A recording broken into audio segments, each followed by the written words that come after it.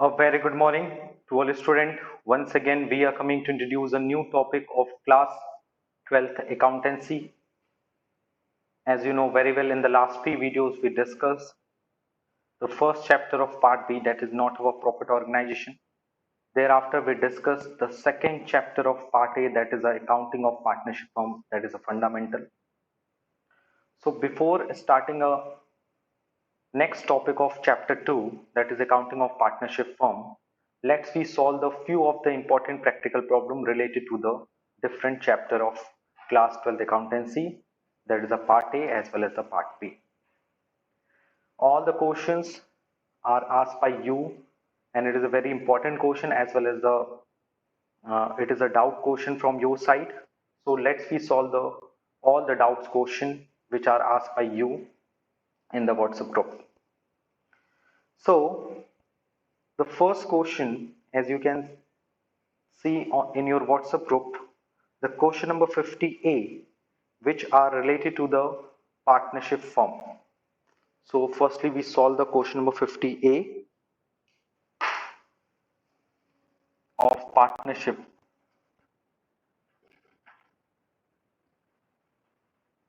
The question 50A of the partnership is on 1st April 2015, the capital of A and B were 4 lakh and 2 lakh respectively. They divided profit in their capital ratio. अपनी profit को capital के according बांटते हैं. Profit for the year ended 31st March 2016 was 3 lakh, which have been duly distributed among the partner, but the following transactions were not passed the books. It means profit जो है वो 3 lakh rupees है during the year की, और जिसे हम लोगों ने डिस्ट्रीब्यूट कर दिया पार्टनर्स के बीच में, और ये सारी चीजें देना भूल गए. क्या क्या चीजें देना भूल गए? First, interest on capital 12% per annum, interest on drawing 12,000 for A, 10,000 for the B, commission due to B 20,000 on a special transactions, and D, A is to be paid salary of 50,000. You are required to pass a journal entry on 10th April 2016, which will not affect the PL account of the firm, at the same time will rectify the error. यानी आपको वो सारी चीजें provide करनी है, जो आपसे गलती हुई है उसे करेक्ट करना है, उसके बाद क्वेश्चन को सॉल्व करना है. So according to this question, you can see that the capital of A and B on 1st April 2015, 1st April को कैपिटल थी आपकी. It is an opening capital, that is 4 lakh for A and 2 lakh for the B. It means the PSR, it means the profit sharing ratio between A and B is there in the profit share, the capital ratio. So you can see the capital ratio is 4:2. That's why the profit sharing ratio is 2/3 for the A and 1/3 for the B. So these are the general information which is given in the question. Thereafter, we are talking about the errors. Error मतलब क्या गलती हुई? हमसे गलती हुई कि हमने profit को बांट दिया, सीधे सीधे बांट दिया. सो हमसे रॉन्ग क्या हुआ? रॉन्ग स्टेप्स क्या हुआ? हमने क्या किया? प्रॉफिट को 3 लाख रुपीस को प्रॉफिट्स यानी कि जो टोटल प्रॉफिट थी, that is a this is a A, जो अपने प्रॉफिट था that is a profit is 3 lakh, आपने उसको डायरेक्टली डिस्ट्रीब्यूट कर दिया between A and B, that is 2 lakh and 1 lakh. जबकि करेक्ट स्टेप्स क्या होता? Correct step is that, correct means आपको करना क्या चाहिए था? आपको फर्स्टली कई सारी चीजें प्रोवाइड करनी थी. करेक्ट में क्या क्या? पहले आपको प्रोवाइड करना था इंटरेस्ट ऑन कैपिटल 12% से. आपको 12% पर एनम के according interest on capital provide करना था. 4 लाख का 12% इज 48,000 and 2 lakh का 12% that is 24,000. So total expense of the firm is 60, that is 72,000. Okay. Number second, interest on drawing. आपको इंटरेस्ट ऑन ड्राइंग चार्ज करना था ए में 12,000, B में 10,000, and you know very well interest on drawing is a expense for the partner but the income for the firm, तो उसको हम plus में show कर रहे हैं टोटल में। नेक्स्ट कमीशन आपको देना था, you have to provide the commission. So commission कितना प्रोवाइड करना था, कमीशन देना था only to B, that is 20,000। Commission is a income for the partner but the expense for the firm. Okay, and last is salary, last one is a salary जो आपको किसको देना था, ए को। सैलरी कितना देना था ए को, you have to provide a salary to A, only to A, not to all. सबको सैलरी आपको नहीं देना था, सिर्फ किसको देना था, ए को, दैट इज 50,000। उसके लिए इनकम हो गई और फर्म के लिए हो गया loss. So entirely if we see that profit कितना बचा, अगर आप देखो fifth one is a profit, क्योंकि आपने आईओसी दे दिया, आईओडी दे दिया, कमीशन दे दिया, सैलरी दे दिया। अब जो रिमेनिंग प्रॉफिट है वो क्या होगी, पार्टनर्स ए और बी के बीच में डिस्ट्रीब्यूट होगी। पहले प्रॉफिट तो 3 लाख था क्योंकि आपने कुछ दिया ही नहीं था, अब प्रॉफिट कितनी होगी, 3 लाख में आप जितना एक्सपेंस किए वो माइनस होगा और जो इनकम होगी वो प्लस होगी। जैसे 72, 20 एंड 50, 3 lakhs में क्या होगा, प्लस होगा। तो प्रॉफिट कैसे कैलकुलेट करेंगे इन दिस सिचुएशन, आपके पास प्रॉफिट थी 3 लाख, उसमें आपको क्या करना है 72, 20 एंड 50, यानी 70, 72, 142 is a loss and income is 22, 22 is a plus. So in tally अगर हम बात करें तो 3 लाख में आपको माइनस करना है 120, so remaining profit is 2,80,000, sorry 1,80,000। 3 lakh में 1,20,000 क्या हो गया, एडजस्ट हो गया, क्योंकि आपने कई सारी इनकम्स और एक्सपेंस प्रोवाइड की टू द पार्टनर्स। सो 1,80,000 को अब हम 2:1 में डिस्ट्रीब्यूट करेंगे, that is 1,20,000 and 60,000। And now we find the, जैसे ये ए कैलकुलेट किया था आपने, उसी तरह से आप टोटल बी फाइंड आउट करेंगे कि करेक्ट क्या होना चाहिए। If you find the correct, so you can see that 120, 170, 170 and 36, 2,06,000 is a positive balance for the A, and for the B 60, 80, 80 and 14, 94। सो अगर आप एक्चुअल कंडीशन देखें यानी नेट इफेक्ट देखें, नेट इफेक्ट मतलब सही एंड गलत का फर्क, यानी सही क्या है बी, गलत क्या है ए। तो अगर आप नेट देखो तो ए को मिलना चाहिए था 2,60,000, बट आपने उसको कितना दिया, ओनली 6,000 प्रोवाइड किया। सो 6,000 और आप क्या करोगे, ए को प्रोवाइड करोगे। और बी का अगर आप कंपैरिजन करो तो बी को कितना मिला 94, बट मिला कितना 1 लाख, बट मिलना कितना चाहिए था 94। तो बी को देखो तो उसको ज्यादा मिल गया, तो उसके अकाउंट से कट कर लो, तो this minus. And you know very well when we pass the rectification entry, जब हम रेक्टिफिकेशन एंट्री पास करते हैं, सो जिसका नेट इफेक्ट प्लस आता है उसकी कैपिटल अकाउंट को क्रेडिट करते हैं, और जिसका नेट इफेक्ट पॉजिटिव में आता है, नेगेटिव में आता है, उसकी कैपिटल को डेबिट करते हैं। So our answer is, you can see that B's capital account debit to A's capital, that is the 6,000 and 6,000. This is a final answer, and this is your main answer, and this is your working note. यानी आपने इतना working note किया and you find that कि आपने B को ज्यादा दे दिया था, ए को कम दिया था। तो बी को कितना ज्यादा दे दिया 6,000, तो उसकी कैपिटल से कट कर दिया, और ए को कितना कम दिया 6,000, तो उसकी कैपिटल को क्रेडिट कर दिया। So this is a solution of the first question which are asked by you in the online classes. Let's we move to the next question which are asked by you in the WhatsApp group as well in the online classes. The second question which are related to the not for profit organization. जो दूसरा question है वो basically किससे relate करेगा, not for profit organisation से relate करता है. That is a question number 19. Question number 19. Okay, of NPO. This question is question number 19 of NPO.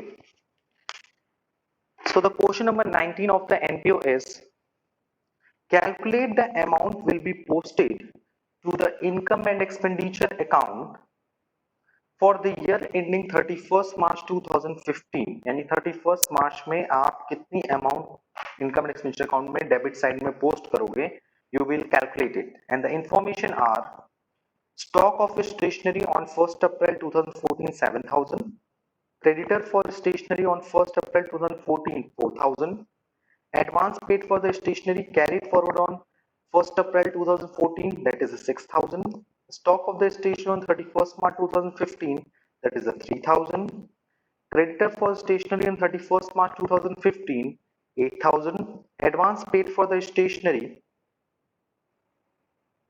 1,500, and amount paid for the stationery during the 14-15, that is 42,000. सो आप पहले क्या करो, सबसे पहले आप सारी इंफॉर्मेशन को नोट कर लो, क्योंकि मैंने इस तरह का क्वेश्चन ऑलरेडी आपको बताया हुआ है कि हम इस तरह के क्वेश्चंस कैसे सॉल्व करते हैं. बेसिकली सबसे पहले हम लोग लेते हैं amount paid for the stationery, कि हमने स्टेशनरी के लिए कितना पैसा पे किया. Amount paid for stationery, stationery के हम लोगों ने कितना पे किया 42,000. और उसमें मैंने आपको पूरा एक फॉर्मेट बताया था कि outstanding at beginning minus outstanding at end plus an advance at beginning plus an advance at end minus. यहां आउटस्टैंडिंग का मतलब यहां पर है क्रेडिटर से. Okay, and you know very well opening stock of stationery, consume में याद होगा, opening stock of stationery add and closing stock of stationery minus किया जाता है. और यहाँ क्रेडिटर्स जो आउटस्टैंडिंग एट बिगनिंग है, आउटस्टैंडिंग का मतलब क्या होता है, बेसिकली क्रेडिटर्स से ही होता है. क्रेडिटर्स मतलब जो हमारी लायबिलिटी है, अभी हमने पे नहीं किया है, सो आउटस्टैंडिंग यहाँ क्रेडिटर्स से. अब आप क्वेश्चन को ध्यान से देखो तो उसमें लिखा है स्टॉक ऑफ स्टेशनरी 7,000, तो is it the opening stock, opening stock is 7,000, add होगा. ओपनिंग क्रेडिटर्स 4,000, वो क्या होंगे, माइनस होंगे. एंड ओपनिंग एडवांस इज 6,000, सो वो क्या होगा, ऐड होगा. वैल्यू को मैंने प्लेस कर दिया. उसी तरह से closing stock of stationery that is 3,000, क्या होगा, माइनस होगा. क्लोजिंग क्रेडिटर दैट इज 8,000, वो क्या होगा, ऐड होगा. ओके, मैं इसको थोड़ा सा यहाँ लिख देता हूँ ताकि इन सबको एड लेस करके जो वैल्यू आएगी वो लिखकर हम यहाँ फाइनल वैल्यू कैलकुलेट कर लें. ओके, सो हम लोग कहाँ पर थे, creditors, closing creditors 8,000 add and closing advance that is 1,500, it is a minus. So अगर आप देखो तो मैंने तीन चीजें लेस की. कौन कौन सी चीजें, outstanding beginning, advance at end and closing stock. और कौन कौन सी चीजें प्लस की, outstanding at end, advance advance at beginning, advance at beginning and opening stock. So अब इसमें आप फाइंड आउट करो. 4,500, 1,500, 5,500 एंड देयर आफ्टर 3,000. 8,500 माइनस करना है, माइनस में कितना है 8,500 और प्लस में कितना है 8 6 14, 14 एंड 7 21, 21 ऐड करना है. So net effect is 12,500. आपको टोटल में कितना ऐड करना है, 12,500 ऐड करना है. So your final answer of this question, that is a 54,500. As you can see that 42,000 में जब 12,500 हम ऐड करेंगे तो क्या होगा 54,500, and this amount will be taken as the credit side of the amount credited to the income and expenditure account, यानी यही value, sorry amount debited होगी, यही वैल्यू आपकी क्या होगी, इनकम एंड एक्सपेंडिचर अकाउंट में डेबिट की जाएगी as a stationery. This is known as the stationery consumed. Okay, so I hope it is clear for you. So in this video, firstly we solve the two important doubt question from your side. Let's we move to the next question which are asked by you. That is a question number 26 of NPO. It is a very large question, so let's we discuss it. The question number 26. Okay, so question number 26 क्या कहता है उसको हम लोग देख लेते हैं. This question is also related to the NPO, but this question is related to the full-fledged question, that is the preparation of opening balance sheet, income and expenditure account,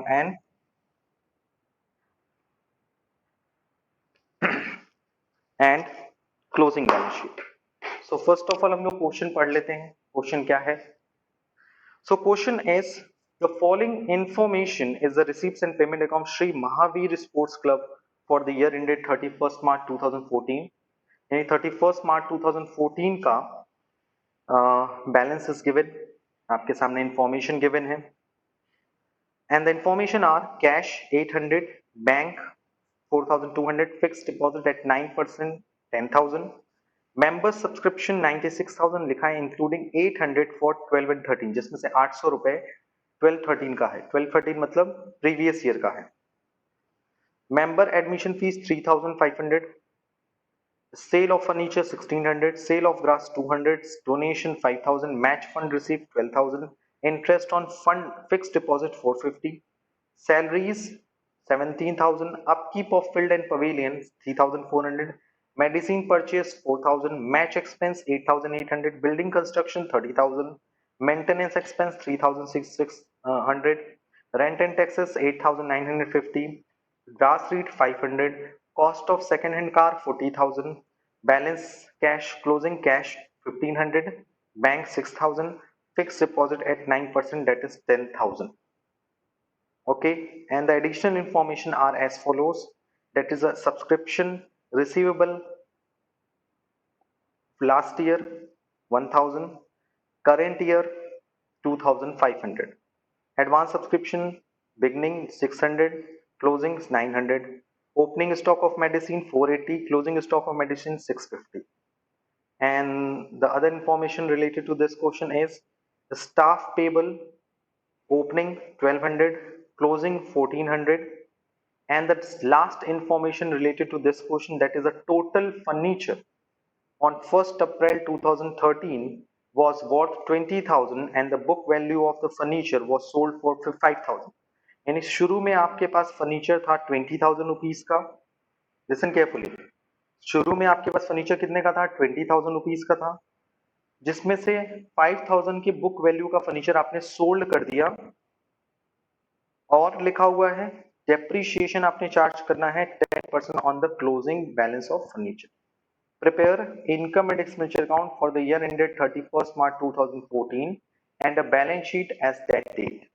आपको बैलेंस शीट बनानी है और इसका income and expenditure account बनाना है. तो मैं पहले ही clear कर देता हूं कि we prepared only opening balance sheet and income and expenditure account of this question, and the closing balance sheet आपको खुद प्रिपेयर करनी है. Okay, so first of all we prepare the opening balance sheet of the given information.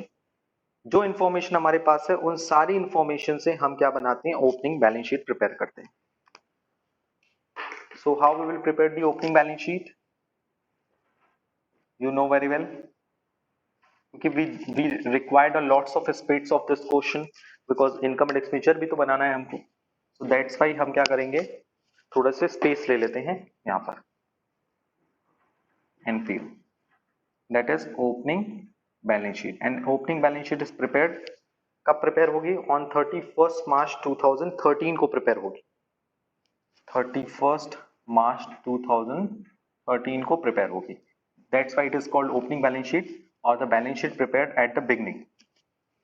Format is liabilities amount, assets amount. और value कैसे place करेंगे, you know very well, value is placed on the given information. The first information, as you can see, that cash 800 and bank 4200, fixed deposit is 10,000. Okay, and subscription out additional information में देखिए आप लोग, subscription receivable, that is known as the outstanding subscription at beginning. So outstanding subscription is your assets 1000 and advance subscription is 600. Beginning subscription is that is 600, and stock of medicine, opening stock of medicine, so stock of medicine will be a 480. Medicine का stock कितना है आपके पास 480. Staff salary payable, that is आपको staff को salary देना था, outstanding salary, staff salary outstanding कितनी है बिगनिंग में 1200, तो बिगनिंग वाली बैलेंस शीट में जाएगी. And the total furniture on 1 अप्रैल, तो फर्नीचर कितना था शुरू में, that is the opening balance sheet, balance of the furniture is 20,000. So you will put all the information related to the opening balances, और उसके बाद हम लोग क्या करेंगे, टोटल करेंगे और बैलेंस कैलकुलेट करेंगे और कैलकुलेट करेंगे कि what is the amount of capital fund at the beginning of the year, because without opening capital fund we can not prepare the closing balance sheet. Okay, so let's we total it.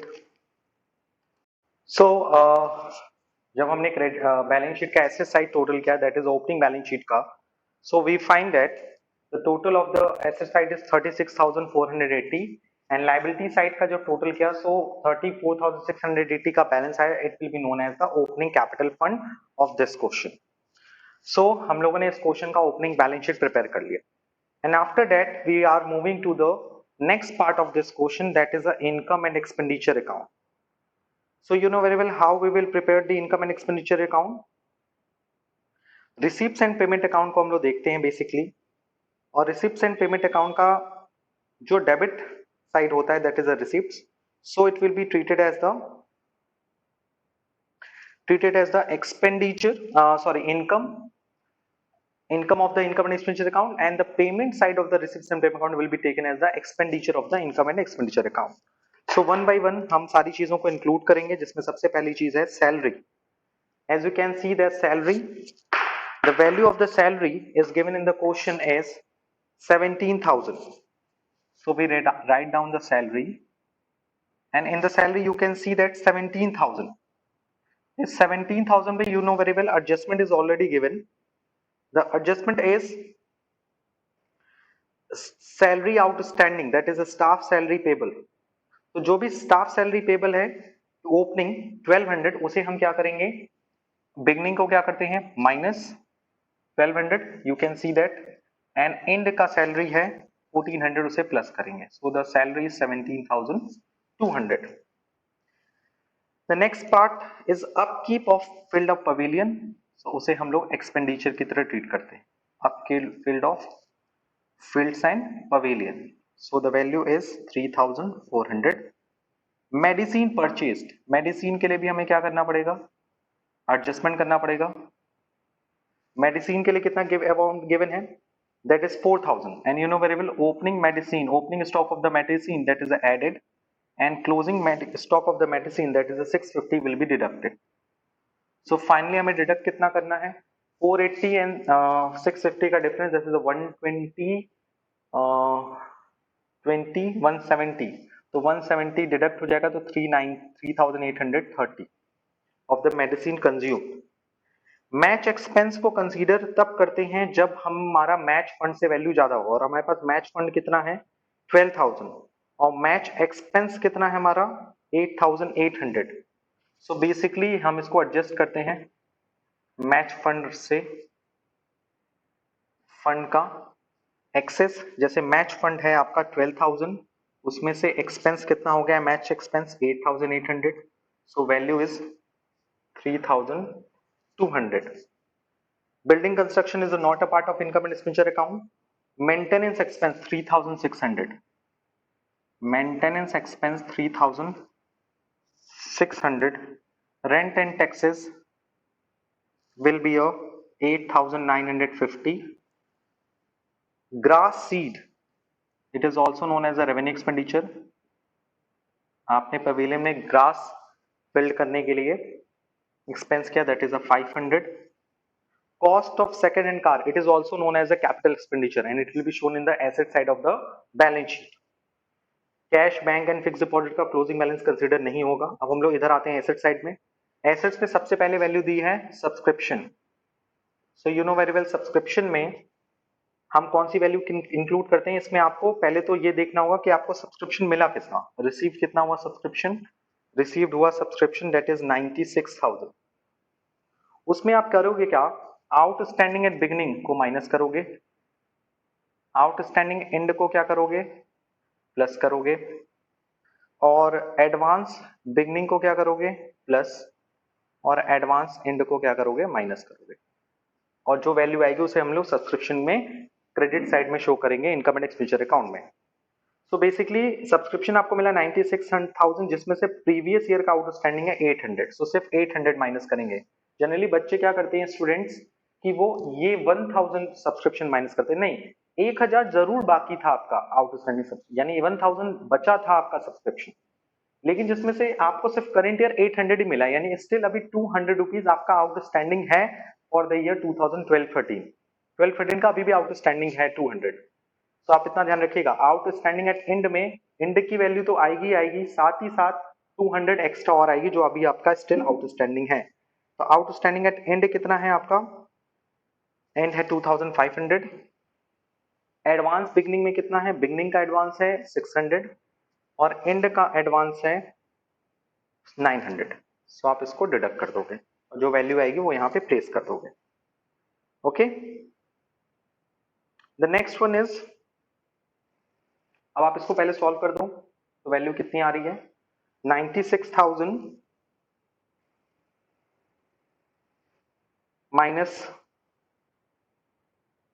800 plus 2,500 plus 600 minus 900, that is 97,400 is the net income from subscription which are credited to the income and expenditure account. Thereafter we will move to the next part of this question, that is membership admission fees. कुछ बोल नहीं रहा है, so उसको हम लोग revenue receipts की तरह ट्रीट करेंगे. Admission fees, admission fees will be a 3,500. Sale of furniture consider नहीं करते क्योंकि it is a capital expenditure. But आपको ये याद रखना है कि आपने जो फर्नीचर सेल किया उस पर प्रॉफिट हुआ कि लॉस हुआ. सो आप एडजस्टमेंट में देखो तो आपको क्लियरली पता चलेगा कि आपने 5,000 बुक वैल्यू का फर्नीचर सोल्ड कर दिया है.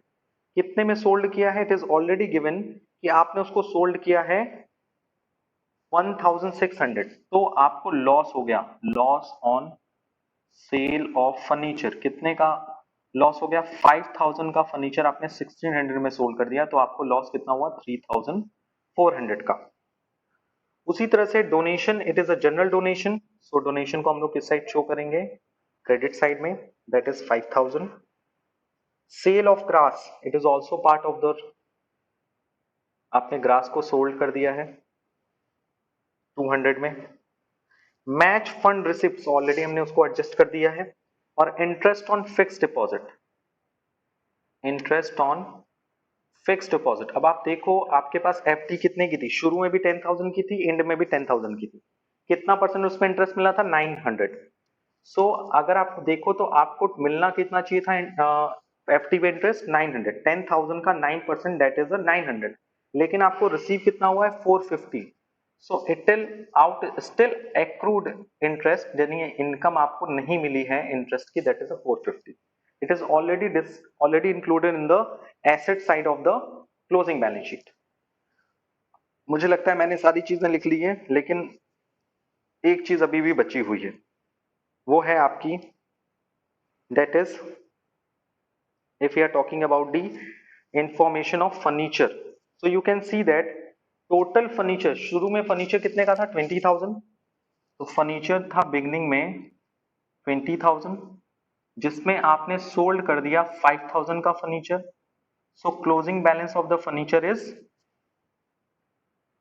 15,000. अब इस पे आपको डेप्रीशिएशन चार्ज करना है. क्वेश्चन के एडजस्टमेंट में बोला है, एडजस्टमेंट नंबर 5 में 10% depreciation charge on furniture on the closing balance of the furniture. So 15,000 का कितना परसेंट आप डेप्रीशिएशन चार्ज करोगे? 10%. So the value is 1500. So आपने सारी चीजें क्या कर ली? प्रिपेयर कर दी. अब हम लोग क्या करेंगे? सारी चीजें इनपुट कर दी इसमें. अब हम लोग at the end of this question हम लोग बैलेंस क्रिएट करेंगे. So the 3,200, 97,400, 3,500, 5,200 and 900. तो इधर का टोटल आ रहा है 1,10,200. इधर भी कितना टोटल आना चाहिए? 1,10,200. और जो डिफरेंस आएगा उसको किस नाम से शो करेंगे? सरप्लस. सो सरप्लस कितना आ रहा है? Find out. 17,200, 3,400, 3,830, 3,600, 8,950, 500, 3,400 एंड 1,500. तो आपने ये सारी चीजें क्या कर दी? माइनस कर दी. तो आ रहा है 67,820. अब आप फाइंड आउट करो कि क्या कोई मिस्टेक तो नहीं हुई है.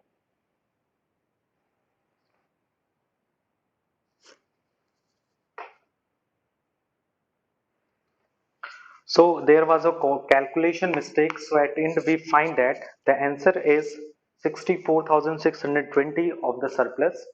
So हमने क्रेडिट में टोटल किया. So we find 1,10,200 and when we total the debit side, so we find a surplus that is 64,620 as a surplus.